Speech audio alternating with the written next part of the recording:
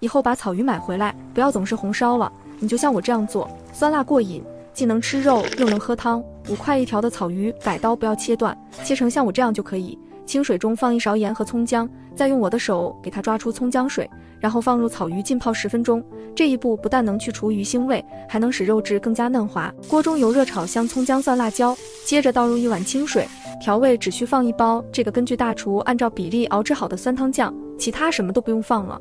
用它做酸汤肥牛、酸汤肉片，味道都很不错。煮开后放入草鱼，搭配点老公爱吃的嫩豆腐和金针菇，扣上盖子，大火焖煮10分钟即可。这样做的酸汤草鱼，肉质鲜嫩，汤汁泡饭都连吃了3大碗，你也收藏试试吧。